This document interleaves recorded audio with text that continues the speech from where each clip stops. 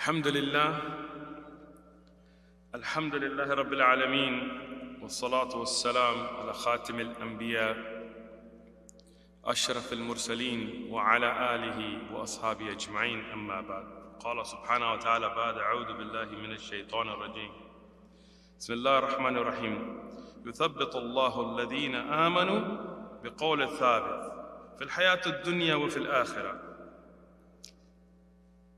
We begin by reminding ourselves of the ayah of the Quran where Allah subhanahu wa ta'ala tells us that Allah makes ithbat, makes firm those who believe with a firm statement in the dunya, in hayat al-dunya, in the worldly life and in the akhirah.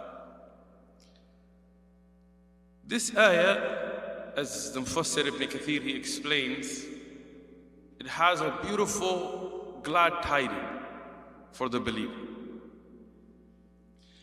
For the zalimun, as we see in the continuation of the ayah, Allah subhanahu wa ta'ala lets them go astray. But for the believer, Allah subhanahu wa ta'ala is the one that gives them ithbat, steadfastness. And I'm beginning with this ayah because I want to talk about something that's coming in front of us, a journey that we're heading towards. Whether we realize it or don't, whether we think about it or not, it's ahead, it's coming. And sometimes when we talk about this, it overwhelms us. Because something is rough. But I want to always remember that if you are people of Iman, and if we are people of Amal al-Salihah, and good actions, and people who put tawakkul ala Allah, who put our faith in Allah, then Allah subhanahu wa ta'ala, from His mercy and from His qudra, from His ability, He will give you ithbat. I don't want things to become where we become hopeless. Always put your hope in Allah subhanahu wa ta'ala. Having said that, understand that the reality is that we have a very difficult task ahead of us. Rasulullah sallallahu alayhi wasallam, he knew about things that we don't know about. Yani Allah subhanahu wa ta'ala revealed through wahi, knowledge to him. And much of that he shared with us, and we'll talk about. But he had the reality that sometimes it's very difficult for us to grasp. And that's why Rasulullah sallallahu alaihi wasallam told us that if you knew what I know, you would laugh very little and you would cry a lot. You look at us today, I don't mean crying like when you're crying because you're sad or something. No, crying out of the fear of Allah, crying out of the fear of the akhirah, crying for the fear of yourself and what will be your destination. Our time in that is very little. And useless talking and useless laughing and jokes and this is a lot. Why? Because we don't have that reality that we should. Rasulullah sallallahu alaihi wasallam, he had it, so he said, if you knew what I know, you would laugh little and you would cry a lot. And you wouldn't even enjoy spousal relations. And it's something that's halal, meant for enjoyment. You wouldn't, because imagine today, if somebody tells you, you know what, you got cancer and you got 3 days to live, and they're going to be really difficult 3 days, and you're going to be in pain the whole time, and you don't have money, your bank account's also empty, and by the way, there's a war coming, and Russia just launched nukes at Cleveland. I mean, seriously, right? If all those stress were together, who could sit and laugh? Like, who could waste time? Who would be playing video games? Who would be like, you know, let's go out on a date? And even with your spouse, within the halal, I'm not talking about haram, right? Because you would be stressed. You got cancer and death and nukes and all this, right? But in reality, what's ahead of us is more dangerous than that. It's scarier than that, but we ignore it. And that's why we waste time.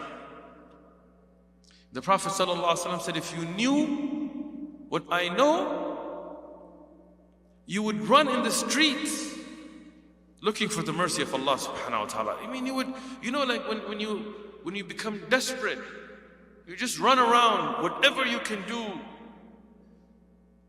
But for us, we forget that. So as a reminder, I wanted to share a few things with you. And these are things that I didn't write or come up with to give a talk. These are things that I was listening to some talks of my own shuyukh and I wrote down for my own benefit. I always keep a book and pens with me, so if I'm traveling and I'm listening to a shaykh or a scholar, I write things down for my own benefit. But today, since the brothers have asked me, even though I'm not deserving to speak to you, when there are people more qualified than me here, but I thought I would share some of these things with you. In the Musannaf ibn Abi Shayba, it's hadith number 27,017. It's also in the Kitab al-Zuhud, Imam Ahmad and al-Waqi' in his Kitab al-Zuhud. And some of the ulama graded it to be Hasan, some to be Sahih, but it's authentic and a reliable narration. Jabir ibn Abdullah, he reports that in the time of Ben Israel, right? I'm going to talk about these ahadith because it's a part of that knowledge that Rasulullah sallallahu alaihi wasallam told us about from the unseen, that if we knew, it would balance us out. Right? It's an authentic narration. I'm not going to allow any weak narrations today. So here it says there was a group from Ben Israel and they were going by a maqbara, a graveyard. In Ben Israel, they had many miracles, many amazing things. And that's why Rasulullah sallallahu alaihi wasallam tells us about them. So they made dua to Allah subhanahu wa ta'ala, oh Allah, raise somebody from this grave who's dead to tell us about what happens after death. And Allah subhanahu wa ta'ala is qadir, He's able. When they prayed to Allah subhanahu wa ta'ala, Allah subhanahu wa ta'ala had a person raise up from the grave who was dead. And He told them, what do you want to know? Like, what are you waking me up for? Why are you calling me? And the longer narration in the Zuhud, in the Kitab al-Zuhud, it mentions that he had athar al-sujud, like he had a mark from sujud. So it's not like it was somebody who was a fasiq or a fajir or a kafir. It was somebody who used to worship Allah. And he says, it's been 100 years since I died, and I still feel that pain of death. Just now, that effect of death, the harshness of death, Sakratul Maut, they're just wearing off now, 100 years in. And you put your life in perspective. We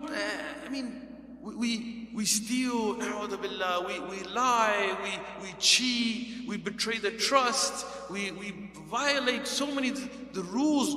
How do we not think that I will have to stand in front of Allah subhanahu wa ta'ala? How will I be in that qabr?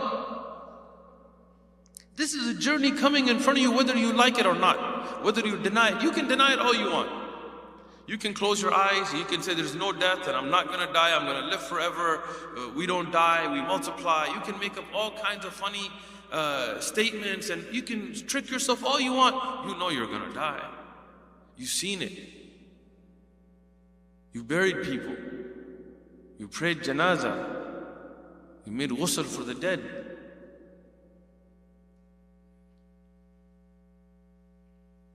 I remember growing up, burying what I would call friends at the time. They were kuffar. And I remember some that died, whether they were shot or stabbed, in my arms, like I was there holding them. It's a crazy feeling because you see it. Like you see a moment that they're there, and then you see that pain in front of you, and then you see that moment, the ruh leaves. The body becomes like an empty case. Like it's got eyes, it's got ears, it's got a head, it's got a brain, it's got a heart, but it's gone.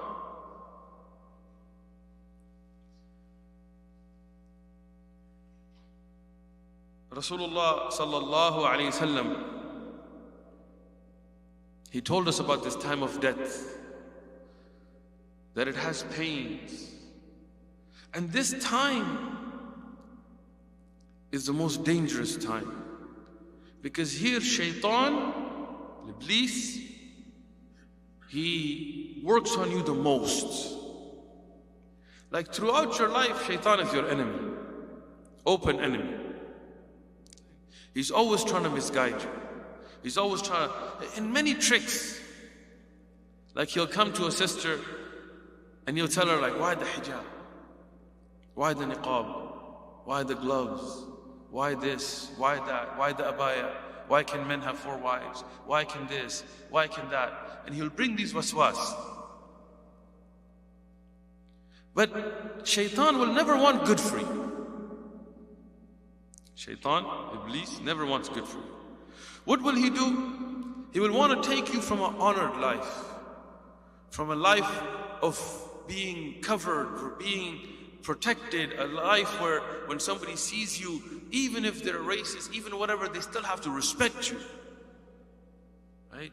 And he wants to take you to a life where you become like an object of men's desires, an object that's used and thrown, an object that's passed around, an object that's disgraced, an object that ends up being passed and passed and passed until a time where you're worried about how will you live your life, because those looks that were the only thing Shaitan wanted to make you valuable for are fading. And such a horrible thing, but he beautifies it for you. He'll come to a brother and he'll be like, what's all this beards and praying, and why can't I use riba, and why can't I make money, and he'll make the world flashy for you. And he'll take you away from a beautiful life, a life of barakah, a life of blessings, where you're content and you're happy, and he'll have you chase your desires until you're broke, until you're dead inside, until nothing is tasteful to you, nothing is pleasurable for you, nothing feels good, where you have money and everything but you're depressed. So you got to keep that in mind. And at that time of death, it becomes the harshest. That fitna becomes the hardest. Imam Ahmad ibn Hanbal, as his son Abdullah reports, he said, my father was at the deathbed, and we were with him, and he would say, La ba'du, la ba'du. Like, no afterward, no after it. And we're like, my father, what are you saying? Like, this is the time you should be saying the shahada, what are you saying? Imam Ahmad, he would come in and out of consciousness at this time of death. He said, you know, Shaitan is coming to me, and he's telling me, oh Ahmad, you have escaped from me. You've made it. You've made it. You've escaped my grasp. And I'm telling him, no, not yet. Not yet. This is the time of death, and Shaitan is taking this harsh test in a trick. He's telling her, but look at us today. How many of us worry about going to Jahannam? How many of us worry about the qabr? How many of us? Tayyib. In Arabic, we have 2 types of tongues, lisan. Lisan maqal or lisan al-hal. There is the tongue of what is said, and then there is the tongue of what is done. All of us will be like, yes, may Allah protect us from Jahannam, may Allah protect us. But then our actions don't say that. Our actions say, I'm guaranteed Jannah, I'm not worried about anything, Jannat al-Firdaus is for me, Jahannam is for kuffar, I'm good. You tell a brother, ittaqullah, he gets upset. What? Are you telling me to ittaqullah? You think I don't have taqwa? He's a brother, we used to tell him, hadikumullah, may Allah guide you. He used to get upset. Why are you telling me Allah guide me? I'm guided already. Allah protect us. And you have to be careful. Ibn al-Qayyim al-Jawziyah, there's just points of benefit. He said the time of death is very difficult except for 2 types of people. He says there's two qualities that make the time of death easy for the person. One, a person of taqwa, a person who has that awareness of Allah subhanahu wa ta'ala, who has protected himself from sins. Even then, it will be difficult. Death is not easy for anybody. And there is different levels. Aisha radiallahu anha said that I used to think that good people would have a very easy death and bad people were the only ones who had a hardship of death, until I saw that even Rasulullah sallallahu alaihi wasallam, death was difficult for him. And death is not easy. But what makes it easier? One, people who really have that close relationship with Allah subhanahu wa ta'ala. People who contemplate before anything, is Allah going to be pleased with this? Is this a sin? Is this good? Is this statement of mine going to please Allah? Ibn al-Qayyim al-Jawziyah is an amazing scholar. There's a book called Dawa Dawa. It's also called Jawab al-Kafi. Everybody has it, mashallah. But read it and read it again. He has a statement in there that shocked me. Right? I was reading and he said, and I'm going to translate this easy. Yeah? He said, if you're going to say something, evaluate before saying it. Is it something beneficial? Is it something that helps me in the akhirah? Is it something pleasing to Allah? Is there benefit in it? Yes or no? And if the answer is no, that there is no benefit in it, don't talk. Better you stay quiet, don't say it. And if the answer is yes, it is beneficial, what should you do? Huh? Say it. That's what I thought. Keep silent? No. Ibn al-Qayyim says that if it's beneficial, ask yourself again, is there something more beneficial? Because life is very short and you have to do that which is most beneficial. I was shocked because as I was reading it, I'm thinking ahead and I said, if there is benefit, I thought the same thing. Then you should say it. No, that is why Ibn al-Qayyim is Ibn al-Qayyim. He says, no, even if it's beneficial, think again, is there something more beneficial that you should be saying? Because this life is short. Here, a person of taqwa, and the second thing Ibn al-Qayyim says, is a person of good akhlaq. Somebody who takes care of the guests, somebody who deals well with people, somebody who is kind with people, somebody who's soft with people, somebody who has the best mannerisms.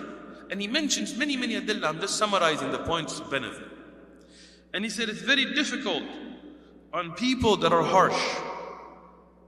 People that are harsh with people who do oppression, dhulm.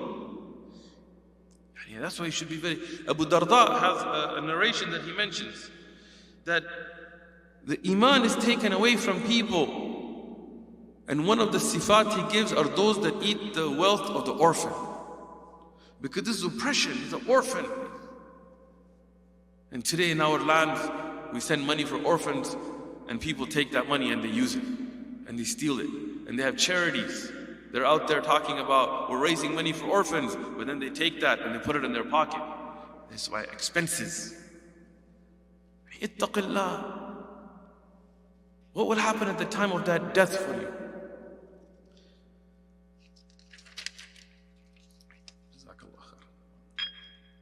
In the Sahih of Imam al-Bukhari, he has a hadith. It's a very beneficial hadith. It's in the Sahih Imam Muslim as well. متفق عليه. فقال صلى الله عليه وسلم من أحب لقاء الله, whoever loves to see Allah, then Allah subhanahu wa ta'ala أحب الله لقاءه. Allah subhanahu wa ta'ala loves to see them. Whoever loves to meet Allah, Allah loves to meet them. ومن كره, and whoever doesn't like liqa Allah, to see Allah, then Allah subhanahu wa ta'ala does not like to see them. Allah doesn't like to meet them. This hadith is beautiful, right? You know, whoever loves to meet Allah, whoever loves that they die and they go back to their Rabb, then Allah loves to meet them. And whoever hates that, then Allah subhanahu wa ta'ala doesn't want to meet them. Right? Now we take this hadith and that's it. But the Sahaba were not like this. The Sahaba wanted to implement every hadith. They wanted to grasp it. So Aisha radiallahu anha, she says, Ya Rasulullah, كلنا يكره الموت. يعني all of us hate death. يعني it's not just that, okay, you have lip service. You're like, yeah, I love death. I'm ready for death. But you're not. Aisha radiyallahu anha, she says that Ya Rasulullah, كلنا نكره الموت. And we all hate death. فقال صلى الله عليه وسلم ليس كذلك. It's not like that. ولكن المؤمن, the mu'min, إذا بشر, when he is given the glad tidings, بالرحمة ورضوان Allah, the mercy and the pleasure of Allah, and al-jannatihi, and the Jannah that is there for him, أحبه, يعني he loves لقاء Allah. فأحب الله لقاءه, then Allah loves to meet him. وإن الكافر, and verily the kafir, إذا بشر, when he is given the news or the tidings of عذاب الله, بعذاب الله, about the punishment of Allah and the sakht of Allah, the dislike, the displeasure of Allah, فكره, then he hates لقاء الله, وكره الله لقاءه.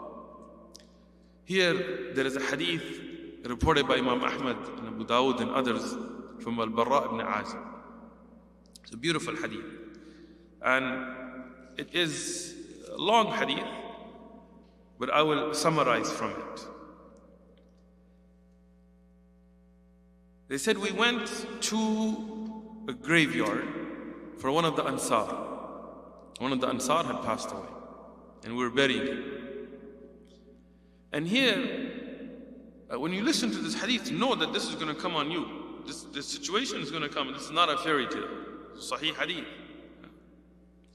He said, here, when we buried him, Rasulullah sallallahu alaihi wasallam, he sat down on a small wall, like not like a high one you can sit on.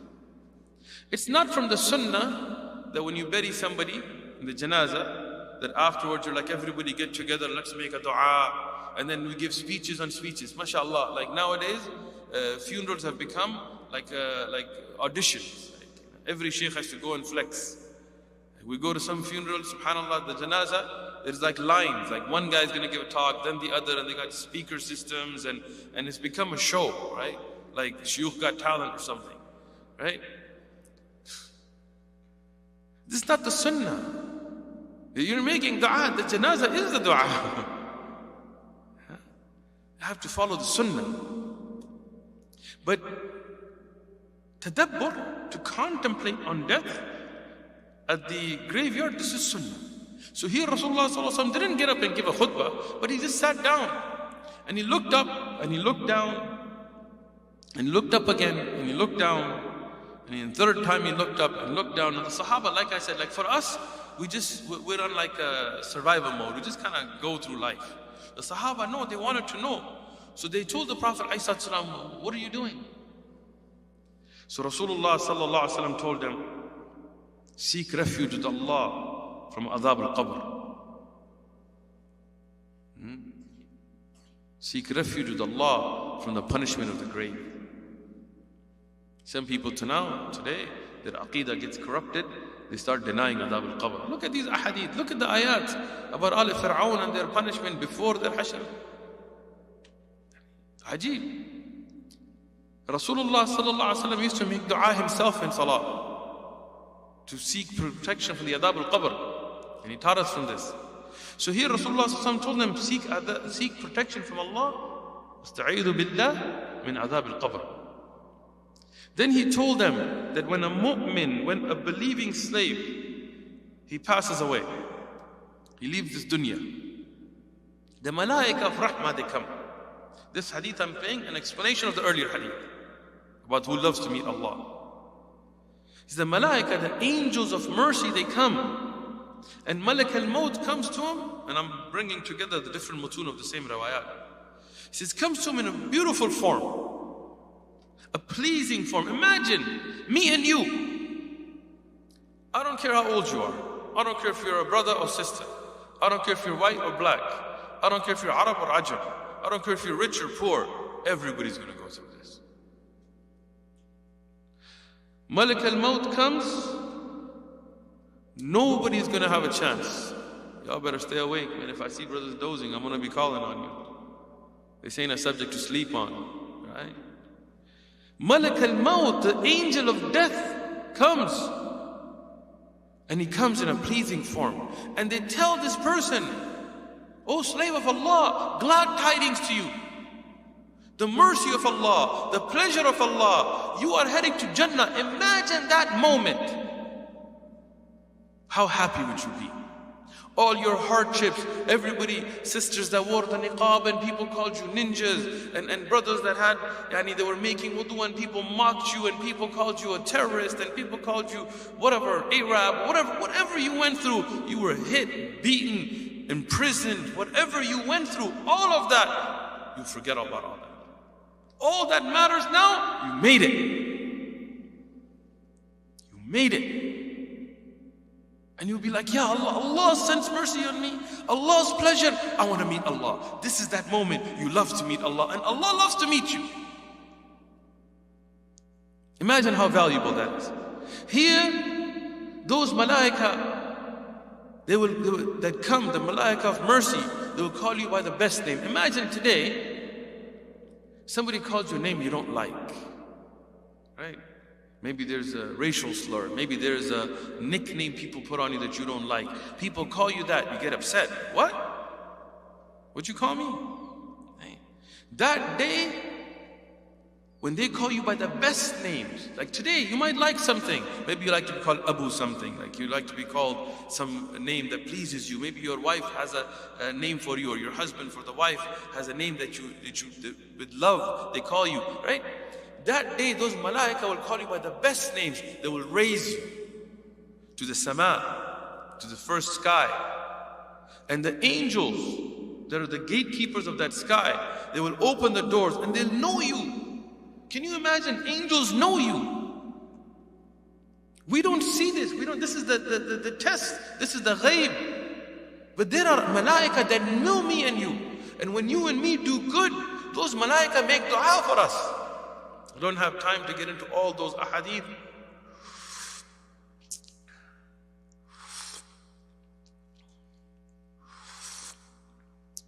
Jazakallah khair. But those malaika, they know you, they greet you, they open the sama. They say, "Who is this person? What a beautiful smell." Like, Rasulullah sallallahu alaihi wasallam, he liked to smell good. Most brothers and sisters, they like to smell good. You go, they tell you, "What a beautiful smell." They call you by the best names, "Marhaban, welcome." You go to the first sama.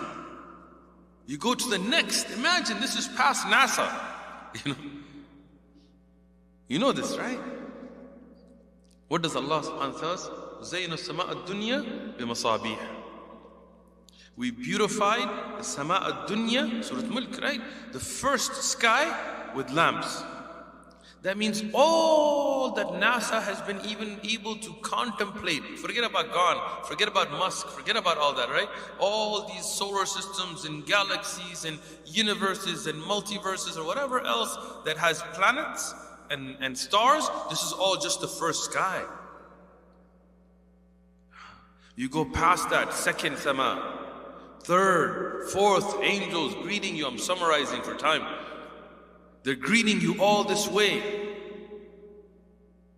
Every sky you go to, they marhaban, marhaban, they invite you. Until you get past the seventh. And Allah subhanahu wa ta'ala, He gives you glad tidings. Imagine. And Allah's qadir. Everybody dies everywhere in the world at all times. Allah's qadir on it. Then He says, "No, but I promised that I will raise you." So put Him back in the grave. And the hadith that Ibn Majah and others have mentioned, that Abu Dawud, when you're back in the grave and all the people leave, the last footsteps go, there are two angels that will come to you. And these angels will look different to different people. And they'll ask you, "Man Rabbuk?" Who's your Rabb? Here the ayah we mentioned, يُثَبِّتُ Allah. Allah subhanahu wa ta'ala, He gives you ithbat in the qawl al-thabit. If it wasn't for the will of Allah and the mercy of Allah, we wouldn't be able to answer. But because you lived your life by the Sharia here in the qabr, you will be able to answer. Rabbi Allah. My Rabb is Allah. But think about it. What if you feared someone more than Allah? What if you sold your religion for money? What if you knew the ahadith and ayat, but you wanted to get accepted into Yale or Harvard, whatever, and you decided that that was more important than to sticking to the kitab or sunnah? What if you knew something was shirk, but for popularity, you sold out on that? What if you knew that Allah has given a hukm in the sharia, hudud, but you're like, no, that's barbaric. Who could implement that? Who could implement that in our time? How could? Norway, look at Norway. How beautiful Norway is. Sahaba would have loved it.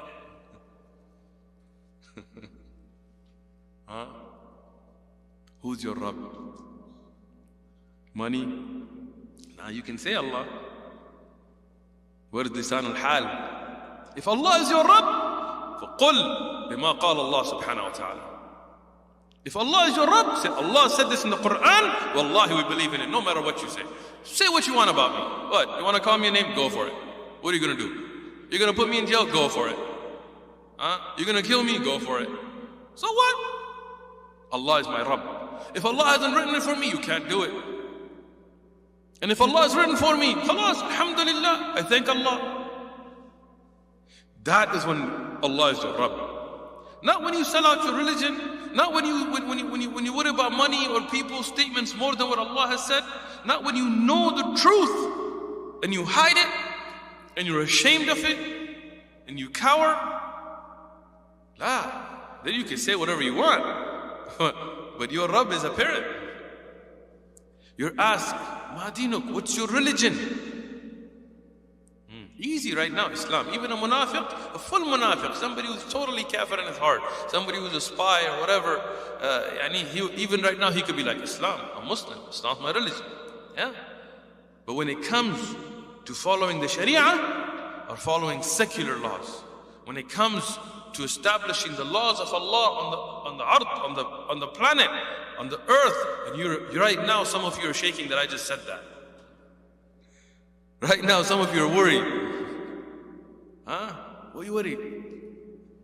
If our deen is Islam, then this is our deen. قال الله وقال الرسول عليه السلام. That's our deen. We believe in it. It's the best way. Not communism, not secularism, not Darwinism, not democracy.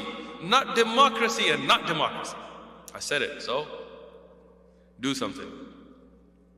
Not republics, not kingdoms, not serfdoms, not socialism, not this-ism, not that-ism. Sharia. The laws of Allah, divine. Then your deen is Islam. You're shown a image or a figure or two, representation of the Prophet ﷺ. Say, what do you say about this man? Easy right now. If somebody asks you, who's your Prophet? Everybody, Muhammad ﷺ. Easy, right? Easy answer. But when somebody tells you this is the Sunnah, Rasulullah sallallahu alaihi wasallam, he raised his hands like this in Salah, but you say, no, not in my madhab. When somebody tells you that Rasulullah sallallahu alaihi wasallam in the Sahih Hadith, he said this, no, I can't live with that. Now my friends will be like, what? Not in my culture, not in my Islam. Well, we need an American Islam. We need a Chinese Islam. How many Islams do we need? We only need one Islam. When we know something is from the Sunnah of the Prophet ﷺ, then we don't talk about madahib, then we don't talk about ai''imma, we don't talk about cultures, we don't talk about traditions, we don't talk about I'm black, I'm white, I'm Chinese, I'm Afghan, I'm Arab, I'm this, I'm that. Nobody cares. I'm Muslim, that's my identity. I am a follower of the Prophet ﷺ, that's my way. That's the Sunnah. That is when you will be able to say that this is my Nabi Muhammad alayhi salatu wasalam. The one who fails in that qabr, Allah, this is the first step. You fail. Hammer that hits you, that will destroy, all these ahadith. But Uthman radiallahu anhu, when he would go, and you know this, I know it's a reminder, you guys are knowledgeable, but think about it. When he would see the qabr, he would cry so much that even though he would cry when he would hear about Jannah and Jahannam, but when he saw the qabr, when he heard about the qabr, he would cry more. He said, why? He said, this is the first step. You fail here, you know the rest is a failure. That moment, I'm going to go back to the hadith of al-Barra. When the Kafir dies. Right? We talked about the mu'min when he dies, the malaika. When the Kafir dies, the malaika, the angels of adab, the angels of punishment, they come. Malik al-Maut comes in a different form. He looks scary. And at that time, when that ruh is taken, gharqa, and it's harsh, it's painful. Death is difficult for everybody, but it's not the same. That death, you won't be able to see it because this is ghaib now. But that is such a painful moment that all your luxuries in life, the woman that said, you know what, I'm not about all this hijab stuff, I'm throwing it off, I'm gonna go makeup up and I'm gonna go party and I'm gonna live it up and all that stuff. And a brother who was like, I can't be doing this, I gotta go get my drink on, I gotta go do this, I gotta make money, halal, haram, whatever, I gotta do this. The one who lives up their desires, that moment, you will forget about all of those pleasures. It's gonna mean nothing to you. That moment, you'll realize you failed. May Allah protect us. May Allah protect us. May Allah protect us. That moment, you're not going to want to see Allah anymore. And Allah doesn't want to see you then. That moment of death, when the malaika rip your soul out, there's no pain in the world that compares to it. That's why the Sahaba, they were going through pain. They were cut up in battles. They were tortured. And they would be thanking Allah. How? Because they realized this. So when that ruh is taken out, it's given the tidings of the punishment of Allah, of the adhab of Allah. That person had a chance. Me and you have that chance now to fix it. But then when they're ripped up and they go towards the samawat are closed. The angels say, you smell horrible. It's disgusting. They call them by the worst name. Imagine a name that you don't want to be called by. Right? Somebody calls you, you're ready to fight. You're ready to get mad. You're ready to get angry. Right? But that day, you're going to fight the malaika? Huh? You're going to try to overpower them? Go for it. Try it. You think you got something on Malik al-Maut? That day when they call you those names, the samawat are closed for you. Why? Because you were a person of dunya. You loved the dunya. The malaika are like, you're not welcome. You're not welcome here. You stink. And Allah will tell you that day, the punishment is yours. Put them back. Because Allah has promised that He will raise us all, good and bad. And Allah keeps His promises, but you're told that day, that's it. That day, you failed. Those malaika, they come to you. They ask you those questions. What? In dunya, even a kafir could give the answer. But that day, that connection between your brain and your tongue is cut. It's what's in the heart that comes out. You didn't live by the laws of Allah. You didn't stand for the laws of Allah. You were like, nah, I don't know about this barbaric stuff. I'm a Democrat, I'm a Republican, I'm this, I'm that, I'm progressive. What are you progressing towards? I'm a liberal. I'm not like you guys. Alright. Find out that day. You're thrown back in the qabr. There are so many ahadith, the qabr, how it closes in on you. How you are told, this is your place in Jahannam and you can smell it. I mean, just imagine the time. If I lock you in a closet right now, just you, in a tight closet, like a box, dark, huh? Forget about everything else. I just lock you in a closet.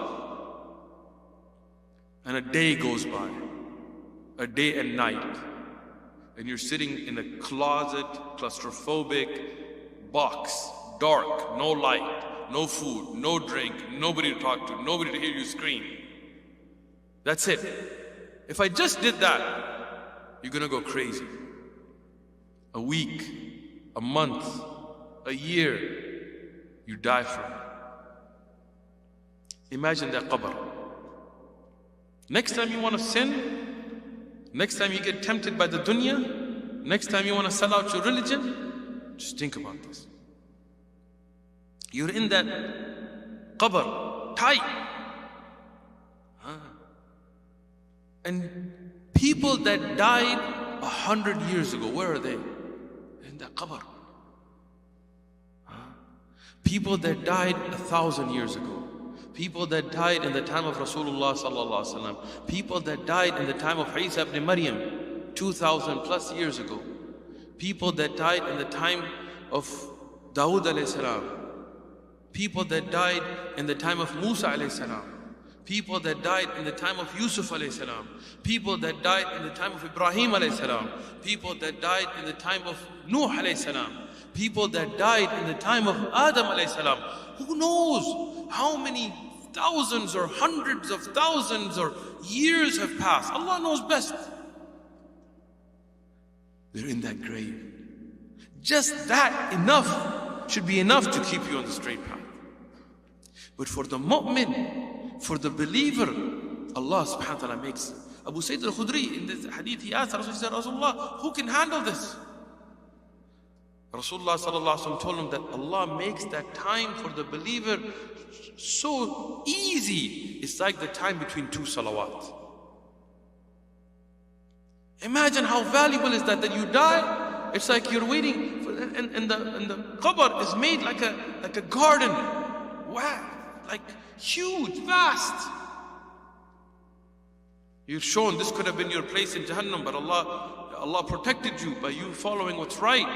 Here's your place in Jannah, you're smelling Jannah, you're enjoying this. Just between two salawat like that time, and then Day of Judgment. 10,000, 20,000 years, like that. That is why we have to stay firm on our religion. But brothers and sisters, that's not the end. Then what happens? You're called to be raised. The Day of Judgment. A day, imagine, like think through this. Don't just listen to it like everybody else and just go, think about it. If you were naked right now, if one of you walked into this masjid butt naked, birthday suit, nothing on, sisters, if you walked into this men's side fully naked, imagine the shock everybody would be in. But imagine a stress that a woman is butt naked, a man is fully naked, and nobody notices. What stress is that? Rasulullah sallallahu alaihi wasallam said, you'll be raised on the Day of Judgment naked, uncircumcised. Your body will be recreated by Allah. You come, Aisha radiyallahu anha, she has haya. She says, Ya Rasulullah, wouldn't people see each other? He says, on that day, nobody will notice.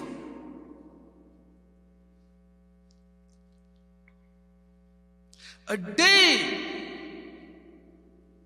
that if death wasn't dead, you would die from it. 50,000 years is just one second. You want to sell out that religion for what, a 70-year life or a 10-year life or a few minutes of pleasure or a moment or a month? 50,000 years Allah will not speak to the creation. You're just standing, you're waiting. Sun is on your head. Imagine a hot day and you got no shade, no AC. You're like in the desert, you're like this, you can't take it. Imagine if that sun is on your head you would have died. No, I mean, don't think it's like, you just die. But Allah kills death that day. There is no more death. If there was death, that would be good. It would be easy. You'd get out of it. In dunya, every hardship, at least you have death. But that day, you don't have death. The sun's on your head, people are drowning. Imagine you sweat so much. There are people with sweat to their ankles, to their knees, to their shoulders. People are drowning in their own sweat. Physically, it's impossible for this body. That's why Allah gives you a new body. That Allah gives you a time, a place that there is no death. Allah is angry that day. And why shouldn't Allah be angry that day? That is, look, we were given a purpose to worship Allah. Somebody's like, I'm going to go worship an idol. I'm going to worship my desires. I'm going to worship money. You don't have to say that, but you do it. I'm going to worship a grave. إِيَّاكَ نَعْبُدُ what? إِيَّاكَ نَسْتَعِينَ. No, I'm going to say, Ya Ali, Ya Abdul Qadir, Ya Fulan, Ya Fulan. How dare we? I'm going to worship Jesus, alayhi salatu wasalam. I'm going to worship Ali, radiyallahu anhu. No, those are ibad of Allah. Those are slaves of Allah. You were given one job. Worship none but Allah. You failed at that. Allah is angry that day. Imagine your children, your parents are angry, like really angry at the stress you feel. Imagine a cop pulls you over and you just tell he's pissed off. You go to a judge and he's angry. Imagine Allah is angry. 50,000 years, you're just done.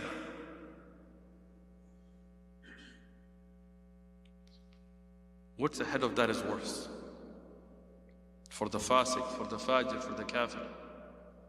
A Jahannam you can't imagine. A Jahannam I don't want to talk about. But for the believer, for the mu'min, that day of judgment is made fast. You're sitting on members. You're sitting on pulpits. You're sitting on thrones. Under the shade. The 7 types of people. You know the hadith. Under the shade. May Allah give it to us. May Allah make us from them. May Allah make us from them. To be under the shade of the arsh of Allah subhanahu wa ta'ala. All the hardships you went through in dunya is nothing now. You're seeing malaika. You're given your book in your right hand. You go to that Jannah and you see Allah subhanahu wa ta'ala.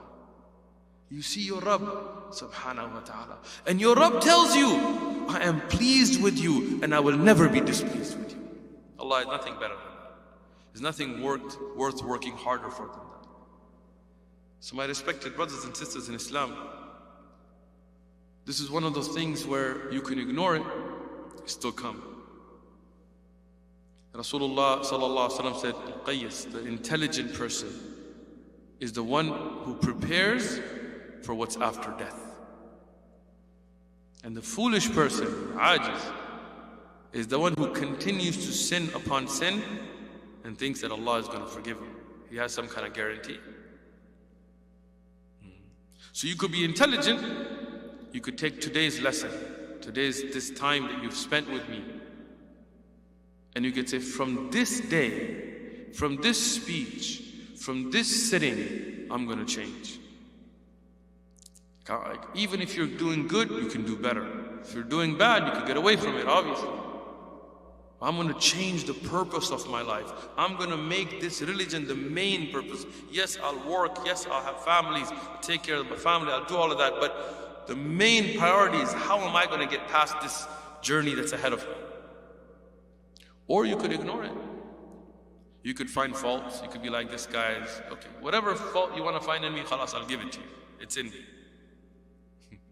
Whatever you want to say about me, I'll give it to you. So what? What's that going to help you? You could ignore it. You could get up and say that was a great talk or a horrible talk, and you can just go back to your rest of your life, whatever you were doing before you came here today. But know that the hujjah is upon us. Allah subhanahu wa ta'ala wrote for you to be here.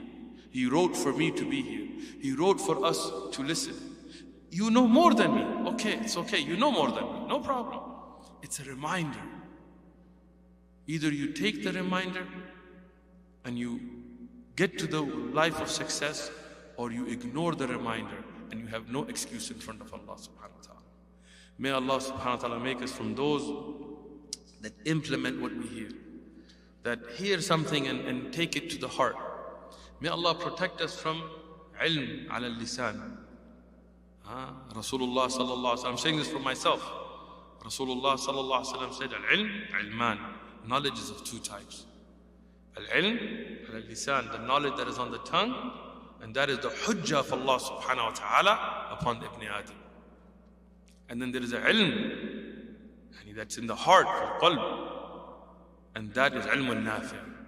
May Allah make this to be ilm al-nafi' for us. Jazakum Allah.